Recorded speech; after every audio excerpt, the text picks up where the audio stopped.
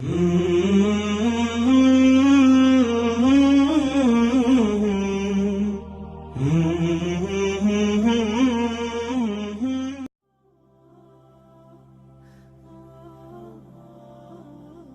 وقت مردنت خواطر نشو، اینقدر از پی جسم تمام شونده ات نشو. زیرا مسلمان ها بعد مردنت چیزهای لازمه را می کنند. اول لباس هایت را می کشند، تو را می شویند، تو را به کفن می پیچانند، از خانه ات می برارند و به خانه آخرتت یعنی قبر می برند. برای خواندن جنازه ات مردم بسیار می آیند و حتی بعضی ها از بحر کارشان می گذرند تا در جنازه ای تو اشتراک نمایند. تمام مال و ملکت از تو گرفته می شود، ماشینت، خانه ات، پول و مالت، حتی لباس هایت را از تو می گیرند. اگر پیوندانت از اهل ایمان باشند، یک قسم آن را خیرات می کنند تا ثوابش به تو رسد.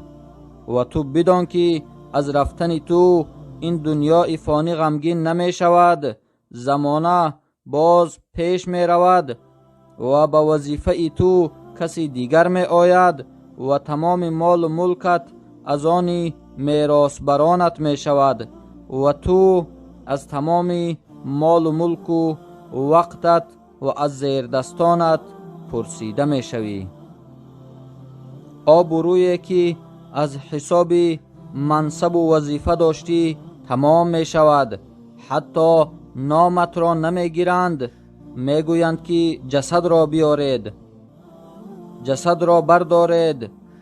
وقتا که به قبر گذاشته می شوی می گویند جسد را نزدیکتر بیارید، نمی گویند رئیس را بیارید، فلان را بیارید. پس بدان ای انسان، این همه آبرو و عزت، مال و ملک، منصب و وظیفه، علم و خانه و در و کشک و قصرها و ماشین و یختها و غیرها در دست تو امانتند و تو ای انسان مغرور نشو، مغرور نشو. آنهایی که تو را می شناسند می گویند بیچاره آدمی خوب بود. دوستان و جوره هایت یک یا دو روز از مرگ تو غمگین می شوند، اما اهل و پیوندانت 4 هفته و یا چند ماه از مرگت غمگین می شوند و خلاص، و آهسته آهسته زندگی اشان به تو هم می گذرد و تو را به گوشه فراموشی می سپارند. خیشان همه گریان شوند، چند هفته سرگردان شوند، چون بعد از این خندان شوند بر خیز وقتی صبح دم. و همین طور تو از این دنیا به پررگی با جسم و با یاد می روی. سپس قصه ات با آخرتت شروع می شود. تمام آن چیزهایی که تو با آنها فخر می کردی از دستت می رود. زیباگیت، قوتت، تنصیحتیت، فرزندانت، زنت، پول و مالت، و در قبر خودت تنها میمانی. کسی به تو یاری نمی دهد، کسی از تو پشتیبانی نمی کند. پس فکر کن در همین حالت تنهایی نه مال و نه ثروت و نه زن و حتی نه فرزندانت که نامبردارت هستند همراهت نیستند و کسی به داد تو نمی رسد. چی چیز تیاری دیدی؟ نمازهایت را در وقتش خواندی؟ روزه ماه شریف رمضان را گرفتی؟ مال داشتی، پول داشتی، ثروت داشتی، آیا زکات مالت را ادا کردی؟ قدرت حج رفتن داشتی، آیا در عمر یک بار حج کردی؟ آیا به بیچارگان دست یاری دراز کردی؟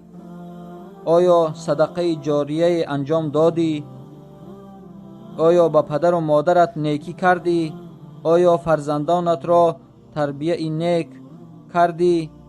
آیا سنت های رسول اکرم صلی الله علیه و سلم را بجا آوردی؟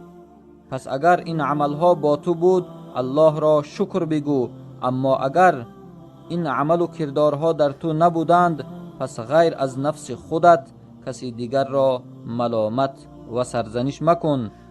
ای برادر و خواهر و مادر و دوست، از خواب غفلت بیدار شو. حالا هم فرصت داری، توبه بکن، پشیمان شو. الله توبه کنندگان را دوست می دارد. عمل نما تا در خانه تنگ و تاریک پشیمان نشوی. صلی الله علی خیر خلقه محمد و آله و اصحابه اجمعین. السلام علیکم و رحمت الله.